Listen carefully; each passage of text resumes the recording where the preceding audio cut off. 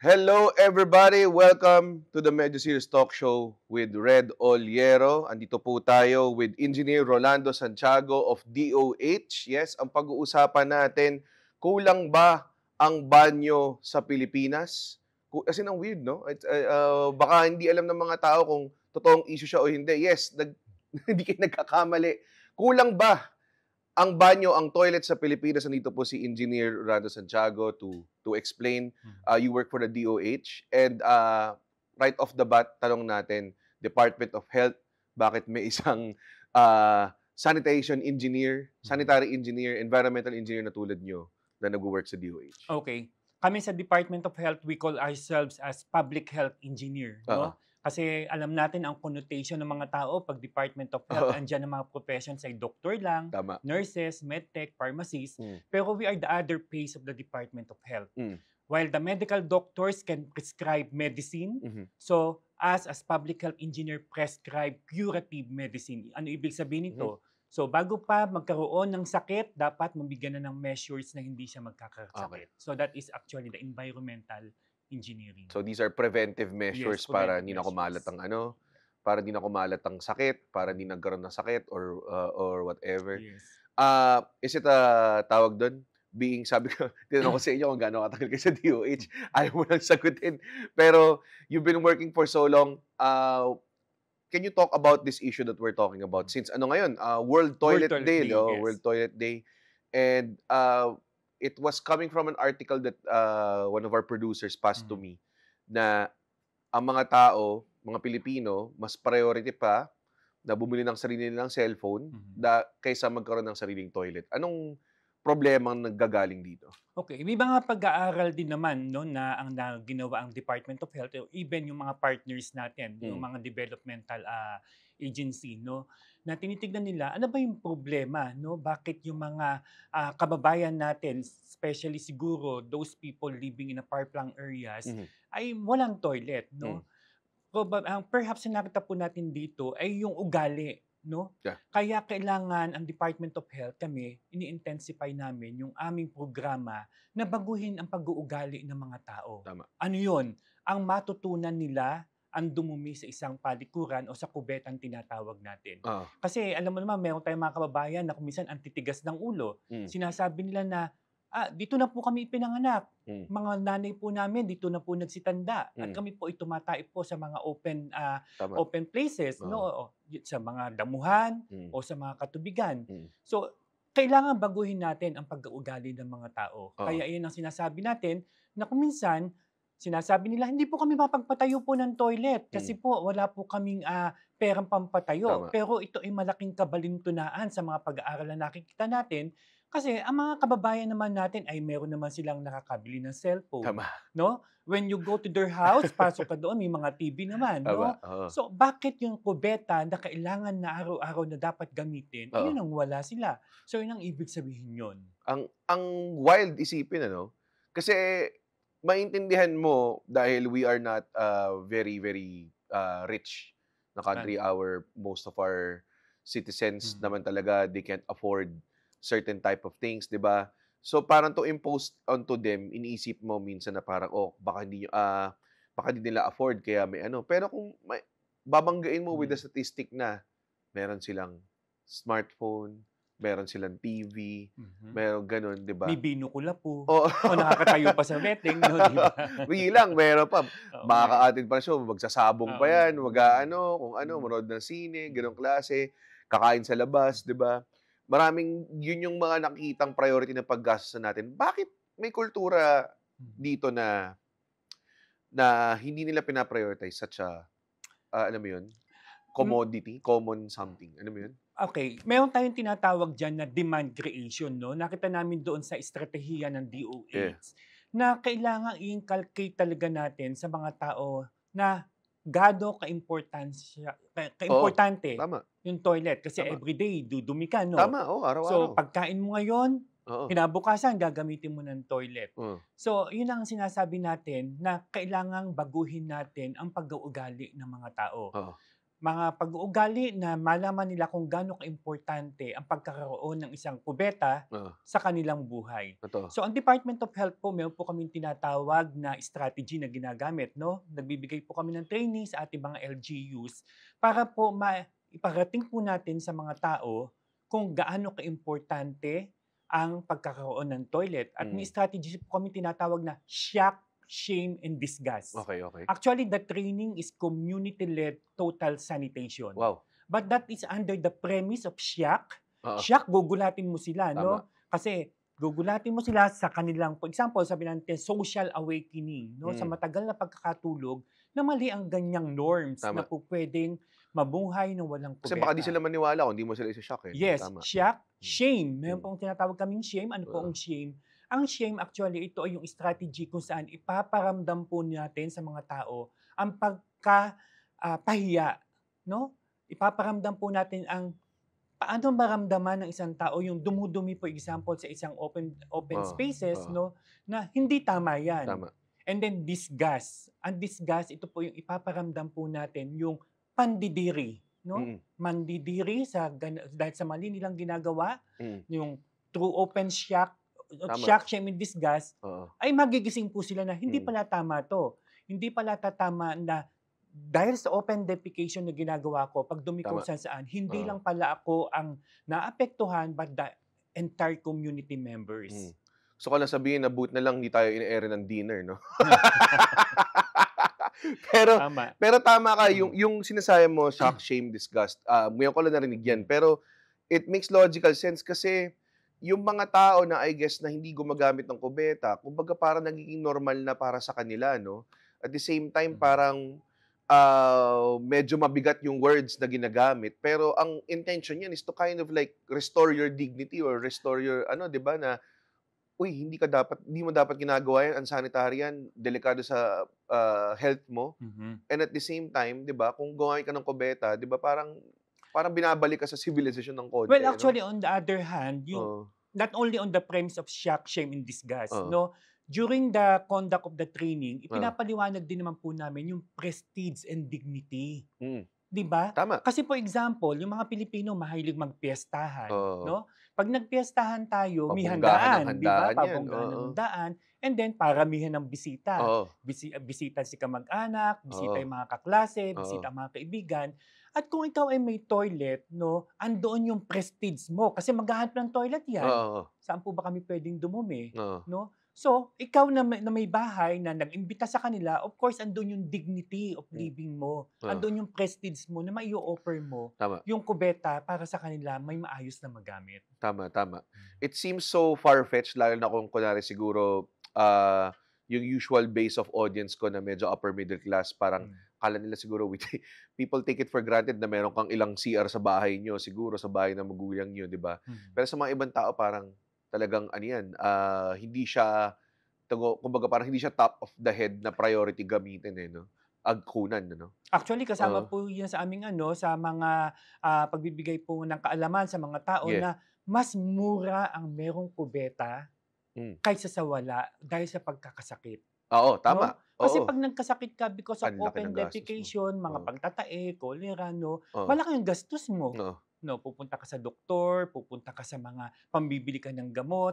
Rather than magkaroon ka ng maayos na kubeta. Meron tayong mga kababayan na sasabihin nila na meron naman po kaming RHU dito, no? Meron naman po municipal health office na pwede po namin hingan ng gamot, no? Pero hindi ganoon Paano kung dumating sa punto na lumala ang karamdaman? No, hindi lang sa simpleng pagtatae, but matinding sakit gawa ng sanitasyon. So, with that, marirealize sila na, mas importante pala, mas economical, no, kung ako ay mayroong sariling kubeta rather than may magkasakit sa amin because of an open defecation practices. Yan ba ang usually na katwiran ng mga taong kinakausap mo about ganyan na kunwari, ba't di ka magpatayo ng toilet mo o meron ka sarili mong kubeta? Yun ang sinasabi nila na parang mahal or hindi nila priority gastusan? Well, yun yung mga narinig natin, no, karaniwan, if you go to far areas, no, o sa ating mga nasa mga kanayunan, so ang katwiran nila, wala po kaming pampagkain, no? Mas uunahin nila yung kanilang pampagkain. Mm. And then pangalawa, sabi nila, this is a norm. This is the norms, no? Ito yung Ah, nakasanayan namin. tama. And then pangatlo, sasabihin nila na kinalakihan nga po namin ito, tapos baka mas more open than that, kami ito na rin po talaga yung aming maging kalagayan po namin dito sa aming buhay. Pero mali po yun. In the name of public health, dapat lahat ay safe with safe toilet na magagamit po sa pang-araw-araw. Para mabigyan din natin ng konting data yung mga tao para malaman din nila kung gaano kalaki yung problema na 'to. Around 4 million according to 2022 statistic, no? 4 million ang walang toilet sa Pilipinas. Yes, tama 'yon kasi base doon sa data na isinasubmit ng ating mga local government units, no, na umaakyat sa Department of Health, nakita natin na 84% of the population, ito yung may toilet. And then we have the remaining 16%. 16%, and if we compute that statistically, ang makukuha po natin ay around 4 million Filipinos na wala pang access, no? Walang access o walang toilet facilities na tinatawag nating basic sanitation facilities. So kung walang toilet, most likely, no, proxy indicator natin, saan sila dudumi? So kung nakatira sa mga open spaces, mga kabundukan, of course, sa mga bukid, no, diyan magsisidumi. Kung malapit naman doon sa mga water bodies, mga ilog, sa mga dagat, doon na sila dudumi. So the number says that around 4 million Filipinos have no access to basic sanitation facility. Oh my God. Sobrang malaki yan. And I think ang UN parang set a target na by 2030 dapat halos lahat meron na dapat na toilet. Anong ginagawa natin to accomplish that? Okay po. Even the Department of Health has target. May target po kami bago pa po. Mayroon kasi tayong tinatawag na Sustainable Development Goal by 2030, di ba? So, even the Department of Health, meron po kaming target na by 2028, dapat po universal access na. Meaning, lahat ng households ay meron na kanya-kanyang kubeta. By 2028 po. But, to have a basic sanitation facility is not enough. Ano ibig po sabihin natin doon? Dapat po ang ating po mga toilet ay ma-convert sa tinatawag po nating safely managed sanitation. No, for example, ako po ay mayroong toilet. Ang toilet ko po ay connected sa isang septic tank. Hindi po nag-e-end po yan dyan. No? Dapat ang aking toilet ay connected sa isang septic tank, but the septic tank was constructed in a proper design. Tama. Okay. Now, yung septic tank, hindi po pwede na basta septic tank lang yan. Kasi darating ang panahon, mapupuno ang septic tank. At especially kung ang septic tank ay hindi properly constructed doon sa proper design, this will pollute our groundwater. So malaking bagay po yun kasi makukontamin na po nito yung ating mga sources na inuming tubig po natin, especially the groundwater. So dapat meron tayong tinatawag na dislodgers. Dapat dinidislodge itong toilet, dinadala po sa isang septage treatment facility, tinitreat bago po i-dispose doon sa water bodies. I see. So it also involves proper disposal of the waste, no? Ganun.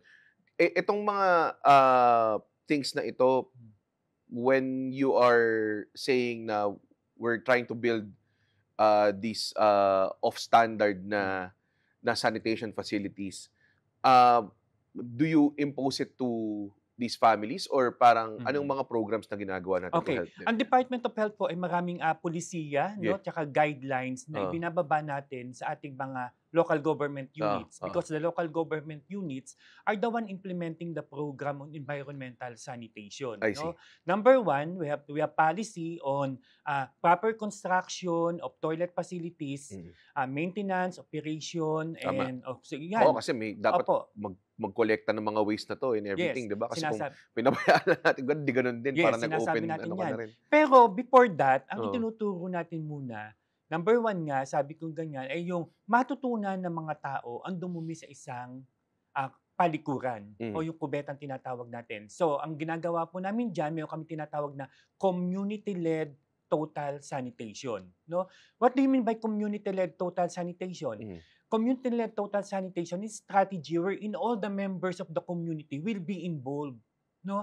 Kasi ang problema po ng pagdumi ay hindi problema ni kapitan, hindi problema ng namamahala sa bayan. Tama. Kasi alam niyo naman po dito sa Pilipinas, yung kultura po natin, Oo. pagkakibot po natin, 'pag may problema, kapitan. Oo. 'Pag may problema ng konti, kapitan, Oo, oo. 'no? Pero hindi gano'n. Sa Mm. sanitasyon kasi dapat ikaw na may bahay, dapat involved ka. Tama. Kasi problema natin 'yan. At dapat sa pagsagot ng problema, kasama ka. So number 1, matutunan mo munang dumumi sa isang toilet Oo. facilities. Oo. Ayan, okay. And then pangalawa, of course, tinutulungan naman natin yung ating mga LGUs kung paanong magkakaroon naman ng mga toilet, yung especially yung mga nasa laylayan na sinasabi Tama. natin. Kasi nga, tanggapin natin, no, mayroon tayong mga kababayan talagang poorest of the poor. Yes. No, na Walang-wala talagang yung talaga. kakainin lang nila kulang pa. Oo. Kaya may katwiran sila na sasabihin nila, paano na lang po kami makakapagtayo po ng toilet kasi po yung pagkain po, wala nga po kami maibili. Okay, the Department of Health actually is sub-allotting an amount sa ating local government units para makapagpatayo po ng kubeta yung ating mga kababayan na mga nasa laylayan, especially na nasa 4th and 6th class municipalities. Tinutulungan po natin sila, binibigyan po natin sila ng augmentation o supplemental budget, no, para makapagtayo po ng kanilang mga toilet facilities. I see. So parang Okay. may ano rin, may parang fund din na pagtutulong sa kanila. Opo, pero Mm. hindi po ibig sabihin na Department of Health lang po. Kasi Oo. the sanitation actually is a program of different government agencies. Mm. For example, andiyan po yung DPWH, andiyan po yung DENR, and other government agencies. Ang Department of Health po, of course, ang ating pong binibigay na tulong ay para po sa ating mga households. Oo. No? Of course, magkaroon ng toilet, and then ang pinaka-importante po ay magkaroon po ng dislodgers. Kumbaga po sinasabi natin, yung sisip-sip po para Tama. doon po Oo. sa dumi. Oo. Tuturuan po natin yung ating pong mga LGUs kung paano po magkaroon ng tinatawag na legal dislodgers sa kanilang area. Kasi may mga issue rin po tayo kuminsan sa isang area na mayroon po nagsisip-sip ng mga septages magmula doon sa septic tank, pero wala naman itong proper treatment facility. Pag sip-sip ng septages, so pagtalikod, itatapon Oo lamang nga, po sa mga tapon lang. organized. Oo. That is also another problem.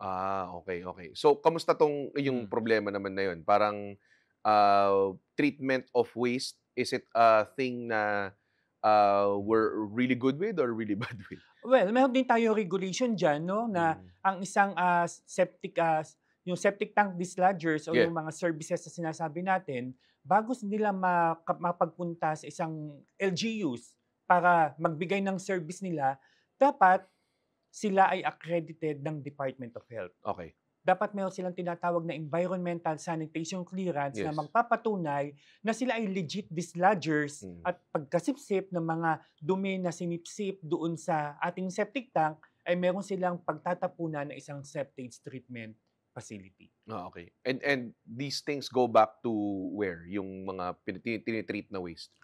Yun nga po, pag mga tinitreat pong waste, ibig sabihin po, meron po tayong liquid treated, po Yeah, yan, no? Yung tama. mga tubig po, magiging treated na yan, Oo. pwede na po yan magpunta ngayon sa mga water bodies po natin. Okay. For example, sa creek o sa river po, Yes. pwede na po yun. O kaya man po, meron din po itong po pwedeng gamitin, for example, doon po sa agricultural o recreational kasi treated na po ito. Pero not yet for the drinking water. Wala pa po tayong policy po sa ganyan para sa mga treated wastewater. Etong issue na kulang yung banyo or yung sanitation facility sa Pilipinas, hindi siya masyadong sikat na issue no? Talagang pag kunwari ngayon sa susunod na election, I don't think may mga kandidato na yun talaga yung pinaka-plataforma nila and everything. Nahihirapan ka ba to kind of like promote a solution to these people, lalo na it's a problem na hindi masyadong alam ng mga tao? Siguro pwede rin po nating sabihin, no, kasi nga iba ang kubeta, no? Yung septic tank kasi 'pag nabaon yan, hindi mo na pwedeng ilagay dito yung constructed under the administration of the mayor. Hindi mo na makikita yan. Wala, tama. For example, magtayo ka nga ng isang basketball court. Oo, No, yun. Dami magtayo ka, nakakita. for example, ng isang infrastructure. So, Tama. kitang-kita mo yan na this was constructed under the administration of Oo. Mayor so-and-so. Oo. Pero yung toilet, sabi nga natin, somehow, parang isang problema Oo. na hindi mataas ang pagtingin. Tama, No? tama. Pero pinapaigting po natin yan Oo. ng Department of Health. No? pinapaigting natin yan together with other partners. Yes. Kailangan kasi natin masolusyonan yan, hindi lamang ang Department of Health. Hindi po namin kaya yan. Tama. So kailangan we need to harmonize all the efforts, Yeah. we need to harmonize all the logistics, and work together para po ma-attain po natin that everybody, all households should have their own toilet facility. Oo, yun din kasi yung talagang problema. Kasi kahit ako, kumbaga parang nag-research pa kami, tas bilang buti nakita ng isang producer namin na ganito, tas nung nakita ko parang talaga ba totoong problema 'to. Para din lang malaman sa mga viewers natin kasi ang Medyo Serious Talk Show talaga, ang pakay talaga namin is to get people that are casually viewing stuff, my content, and then get them to know what a little bit about the issues, and then maybe they can deep dive after, no? So, ito, kunwari, kulang ang toilet, ano nga ba ang mga sakit na pwede nating makuha kapag hindi tayo gumagamit ng kubeta? O marami po. Alam natin that improper waste disposal poses risk to human health. Yes. No? Open defecation practices contaminates water bodies. Yes. Contaminates water sources. Yes. At napakaraming sa pong sakit na nakukuha po mula sa kontaminadong tubig. No?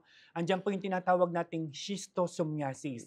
No, yung mga parasite po, kung saan po, for example, may isang dumuming tao, meron po siyang kasamang parasite po ng schisto, at meron naman lumusong po, for example, magsasaka, no, may open wound siya, pwede pong pumasok doon ang tinatawag po nating metacercaria. Okay. At ito po ay magkakaroon ng sakit na tinatawag nating schistosomiasis o yung lumalaki po yung tiyan, no? Gawa ng parasito na nasa loob ng kanyang tiyan.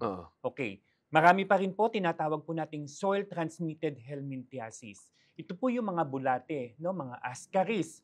So for example, mag-open defecation, of course, andyan po yung mga dumi ng tao, so andyan yung mga ova, no, na pwede pong sa mga bata, especially kung hindi gumagamit ng tsinelas, so magkakaroon po ng mga bulate. Tama. Okay, may mga programa po tayo na tinatawag na pagbibigay po ng deworming. No, binibigyan po natin ng gamot yung mga bata para po mawala yung mga bulate. Tama.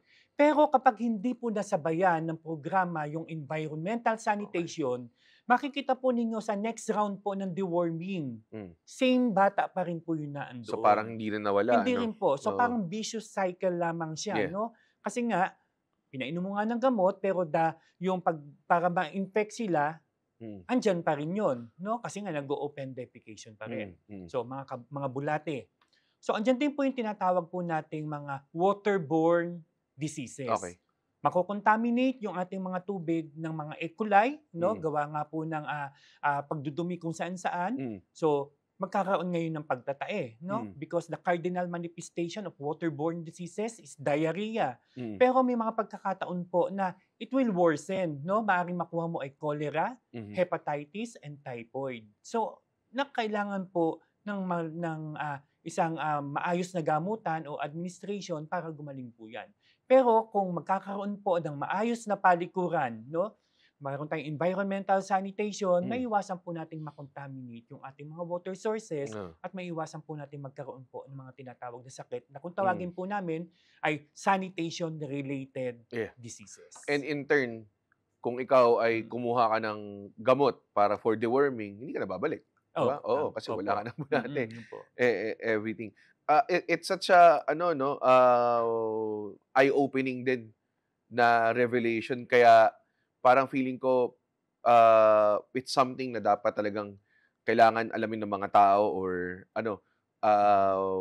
ma-put into priority, I guess. Yung meron bang ganong klaseng frustration coming from you guys na parang since it's not a very glamorous or hindi siya masyadong sikat na problema, na ihirapan kayo to kind of like propose solutions or parang to push forward with this? In any programs naman, no, may mga challenges naman, katulad sa environmental sanitation, of course. Pero hindi natin kailangan sumuko, no? Tama. Kasi ang strategy po ng Department of Health, ang aming mga activities ay maraming component po 'yan. Meron po tayong tinatawag na advocacy and promotion. Meron po kami mga technical capacity kung saan capacitate po natin yung mga sanitation inspector na naandoon po sa ibaba, no? And then meron naman din po tayong tinatawag na mga awareness campaign. Like today, November 19, we are actually celebrating together with the whole nation the World Toilet Day. Yes. Ang Department of Health po, every year po, we celebrate World Toilet Day. No? At this year, ang ating pong team ay tamang sanitasyon para sa kalusugan at kaayusan. So every November 19 po, ang Department of Health ay mayroong mga programa, activities para sa World Toilet Day. Kasi ano ba yung pinaka-main objective itong World Toilet Day? Number one, we would like to increase awareness ng ating pong mga policy makers, ng ating pong mga LGU na namumuno, mga community members, tsaka yung mga LGU. Ano yung gusto natin na mga maging action dito? Ang gusto po natin ay tumaas ang kanilang kaalaman at gumawa po sila ng aksyon para po mag-end yung open defecation practices sa kanilang community at ma-achieve po nila ang tinatawag nating zero open defecation status. Gaano ka achievable yung zero? Grabe Oo. Ngayon po, mayroon na po tayong sa data po natin, meron na po tayong 35 numbers of LGUs na zero open defecation status na po sila. And it is actually increasing. Marami po tayong LGUs na nagsasabing our community is already zero open defecation because of the verification and certification process na ginawa po namin. At meron din po naman po kaming basihan na base po sa datos na isinasubmit ng LGU sa DOH na ang LGU ito ay zero open defecation status na po siya. When you say COD, wala na pong dumudumoy kung saan at lahat po ng household ay may access na sa toilet facilities. So sa pakikipagtulungan po natin sa ating LGU, sa pakikipagtulungan po ng ating ibang ahensya ng gobyerno, hopefully po ma-achieve po natin yung tinatawag po nating SDG indicators by 2030. So sa 2030, dapat zero talaga? Opo. By 2028 po, ang ating pong target ay all LGUs are COD. Okay. At by 2030 po, because of the SDG, ang ating pong ina-achieve ay maging safely managed na po itong mga sanitation na ito. Ibig sabihin po, bawat LGU ay meron na pong ang kanila pong mga toilet facility ay safely managed sanitation services. I see. Okay. Sa buong Pilipinas, no, saan ang areas na talagang walang access to toilet yung mga tao? Hindi naman natin masasabi na totally wala, no? Meron pa rin naman, kaya nga lamang, for example, communal toilets po, no? Communal toilets o kaya man ay sharing. Yes. No? We can say na ang mga taong ito ay meron ng basic sanitation facility. Kaya lamang po, somehow, alam niyo naman yung Pilipinas ay isang archipelago, no? Isang archipelago po tayo ng ating pong lugar mga pulo-pulo at mga isla, no? Meron po tayong mga datos na nakikita na somehow may problema po sa because of the challenging environment na tinatawag natin. No, challenging environment kasi dahil nga ito ay isang isla, no? Ang mga bahay ay nakatira sa mga stilts na tinatawag po natin. So ito po yung medyo merong problema na kailangan bigyan po natin ng sagot o ng solusyon, engineering technology.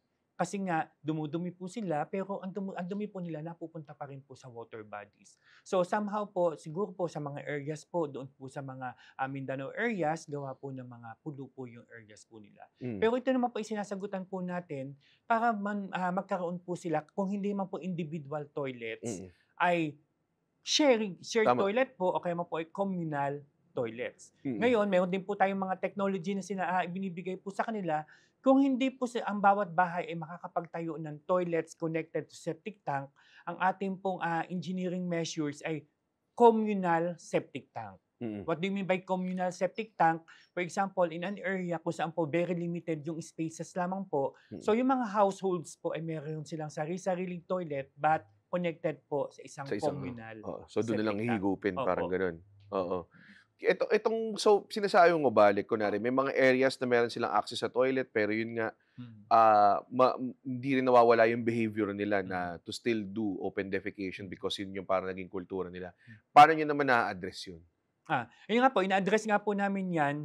Number one, yung ating capacitation po sa ating mga SI, no? Kasi po yung mga SI, sila po yung mag-work doon po sa kanilang mga respective LGUs. Sorry, ano yung sabihin ng SI? Sorry.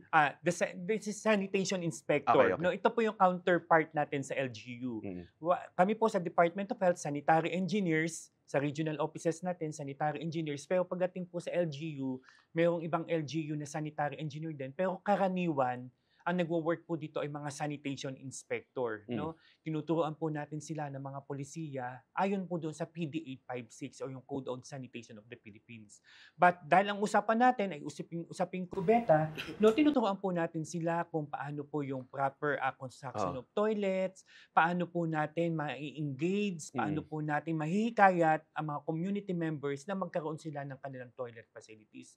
At tinutulungan din po natin sila para po ma-encourage po nila yung kanilang mga LGUs na mag-invest no, doon po sa sanitation program. Ano siya, no? Very hands-on doon dapat ang gawin nyo. Pupunta talaga kayo doon and then you talk to them, gano'n? Yes, gano'n po ang gawa po namin. Meron po kami mga kuminsan pamamaraan ng aming pong mga kinakapacitate ay yung mga regional sanitary engineers namin. Kasi sa central office, hindi naman namin malilibot lahat. Tama. Meron tayong mga regional offices na Department of Health at meron tayong mga regional sanitary engineers. No, but somehow there are some instances or time na mismo po yung mga LGU request to the Department of Health Central Office na we need your technical expertise, pakitulungan po ninyo kami. And we are open to that. We would like to help our LGUs na matulungan po sila para masagutan po yung kanilang mga programa. Na for example, tutulungan po natin sila makapaggawa sila ng local sustainable sanitation plan. Yung kaya tinawag po natin local sustainable sanitation plan ay para po ang isang LGU alam niya kung ano yung problema dito.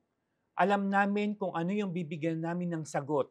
Kung ang problema namin ay open defecation, ito yung priority namin. At kung mayroong pagkakataon, for example, meron pong mga magbibigay ng donors, no, on sanitation, meron na po silang paghuhugutan ngayon ng kanilang problemang iaahin na bigyan po natin ng kasagutan. May mga areas ba na talagang imposibleng lagyan ng toilet in a proper septic tank? Or is it something na talagang pwede mo lagay sa lahat? I think pagdating po sa engineering point of view, wala pong imposible. Lahat po may sagot po lahat yan. pwede gawin. You go, for example, you are living in an enabling environment. Yes. For example, yung lugar mo po ay mataas yung tubig, no? Yung pag naghukay ka, mayroon ka agad. Yung groundwater, mataas ka agad. So, gagamitan po yan ng engineering technology. No? Nakatira ka, for example, sa isang coastal areas. So, lagyan mo ng engineering technology. So, walang imposible. Kailangan lang po talaga ay may willingness po ang lahat po. Yung kasi kaya ako tinanong kasi baka mamaya may mga areas na alam mo naman napaka-dynamic ng environment ng Pilipinas. So, pag sinasabi natin sa may laylayan, di ba, baka may mga areas talaga na imposibleng gumawa o baka mahal gumawa ng toilet, no? May mga ganun ba na talagang parang, itong lugar mo talaga mahal ang toilet dito? Meron po tayong katulad po example, ang Department of Health po, may design po tayo, no? Ang design po natin ng isang proper toilet connected to septic tank. Yan po actually ay nagkakaroon ng halaga ng at least 50,000 pesos. No, 50,000. Pero may mga technology naman po tayo na mas mura naman po ng konti, no? Na pwede naman nating mabigyan ang ating po lahat ng may bahay ng toilet facilities. Tama. Pero as much as possible, ang Department of Health po, ang gusto po natin standard design. Yan po yung pinopromote po natin. Kasi otherwise po, mako-contaminate din po nito yung water, ang groundwater natin kapag hindi mo po itinayo yung septic tank. I give you an example. For example, ako ay nakatira sa bahay ng mga magulang ko kung saan ang mga nanay ko ay dyan na nagsitanda. Dyan na rin po kami dumami, no? Pero hanggang ngayon, ang aming septic tank ay hindi pa rin dinidislodge. So, meaning to say, punong-puno na yun. Hindi po punong-puno, no? Meaning to say that my septic tank was constructed in poor design. Tama. So, ano ibig sabihin nito? Ito yung tinatawag na bottomless, no? Akala natin ang bottomless nating tinatawag ay iced tea lang, no? Meron din pala pong issue doon sa septic tank, no? Ibig sabihin, bottomless, hindi sa concretely sealed. Yes. Pag hindi po concretely sealed, saan pupunta yung liquid dito? So, ma-penetrate po niya yung ating groundwater. So, the proper design for constructing toilet septic tank, dapat po concretely sealed siya. At dapat, meron din po tayong periodic and regularly dislodging ng ating septic tank. Yun yung mga bagay na hindi natin iniisip, no? Kasi pag dumudumi tayo, natin iniisip kung saan napapunta yan or parang akala natin pag nag-flash na, wala na yan, hindi na problema yan. Yes, saka nung araw, di ba, yung pag nagpatayo ka ng bahay, parang ang ilalagay mo ang septic tank sa likod ng bahay. Pero kami, ang ina-advise namin, as much as possible, the septic tank is located sa harapan. Bakit sa harapan? Kasi for easy access, for dislodging. Tama. May mga problema rin po tayo kung minsan, no? Nagtatayo ng septic tank, nagtatayo ng toilet, and you cannot see kung saan nila itinayo ang septic tank. No? Somehow, tinayo nila yung kanilang septic tank to sa ilalim na sa pavement ng kanilang kusina. At wala kang indication kung nasaan ang septic tank. Mahihirapan ngayon hanapin yung magdi-dislodge sa asan ang septic tank. So, ang pinaka-importante po sa pagtatayo po ng toilet, connected sa septic tank, and the septic tank is visible. No? Alam mo kung nasaan ang location ng iyong septic tank para doon sa easy access for dislodging. Sa mga areas na kunwari, evacuation areas, part din ba yan ng ano nyo na, kasi may mga tao dito na they've been dishomed, di ba? Parang, or nawala sila. Part din ba yan ng advocacy nyo to provide proper sanitation kasama areas? Po yan, sir. Nung way back 2020, nagkaroon po kami ng project, naka-receive po kami ng amount sa ating DBM for Environmental Health Program, kung saan po kasama namin yung programa doon, the construction of toilet facilities, doon po sa isang evacuation area. No, napaka-importante kasi nga, alam mo naman natin, pag nagkaroon ng emergency, nagkaroon, for example, ng mga bagyo, kung saan ang ating mga kababayan ay pupunta sa isang evacuation center, number one dyan, magiging problema ay ang sanitasyon. So, ang ginawa po natin, and until now, we are advocating to our LGUs in the construction of evacuation centers, dapat kasama po doon yung toilet facility. At kapag may mga mga lugar na talagang wala namang evacuation center, may mga paraan pa ba para gawin yun? Okay, of course, yung ating number one, no, sa mga areas na wala, nagiging evacuation center po natin ay yung mga eskwelahan. No? Okay. Pero actually, yung ganyan pong sistema ay gusto na po natin mabago, no? Kasi kung eskwelahan po ay madidisrupt po yung araw-araw na pagpasok ng mga bata. Kawawa naman sila, no? Alam po natin mga kababayan natin, kailangan tong eskwelahan ay magamit talaga ng pag-aaral ng mga bata. Kaya po, ang sabi po natin, dapat ang isang LGU ay meron po silang designated evacuation center po talaga, evacuation area, when complete amenities po siya ng environmental sanitation requirements po natin. Ang budget nyo ba to solve this problem, are you having trouble with the budget, or parang kamusta naman siya? Parang okay naman yung binibigay sa inyo to solve it? We are grateful that year 2024, 2025, ang aming pong programa ay nabigyan po ng budget po. Nabigyan po kami ng maganda. Dati po wala talaga. Yun nga eh. Opo. Ang aming pong budget na ginagamit lang po namin sa Department of Health ay operating expenses lang po namin para po sa aming mga advocacy activities o sa mga capacity activities po namin. Pero ngayon, we are very grateful. Ang programa po namin ay nabigyan po ng budget, ng pondo na inilaladge po namin, sinasabalat po namin sa aming mga regional offices para po makapagpatayo po ng toilet facilities yung mga LGU na kanina po binanggit ko, yung 4 to 6 class municipalities po, yung mga nasa laylayan po talaga. So we're happy for that, and sana po magtuloy-tuloy po ito para po at least ang Department of Health, or di po the Department of Health only, but the Philippines will achieve the SDG goal, ating pong Sustainable Development Goal.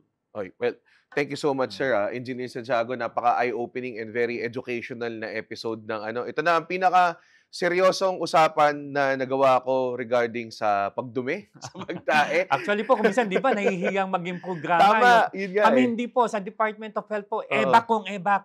Tandaan nyo, si Red Oliero lang ang willing makipag-usap tungkol sa EBAC. Pero talaga, very interesting and very eye-opening. And I hope sana ma-meet natin yung goal natin, given sana sooner. Pero kung kaya by 2030, zero na talaga. No? So, pero thank you, sir. Thank you for all the work that you've done. The Medyo Serious Talk Show is on at 1 News at 9:30 now every Tuesday. At kung wala kayo sa bahay niyo ng 9:30 or baka may pinapanood kayong iba, walang problema pare, pumunta kayo YouTube. Ganyan niyo, Medyo Serious Talk Show, type niyo lang sa YouTube. Andun yan. Kung wala kayong TV, nandun din lang yan. Kahit kailan nyo gusto panoorin, kung gusto nyo panoorin habang tumatay kayo, okay din lang.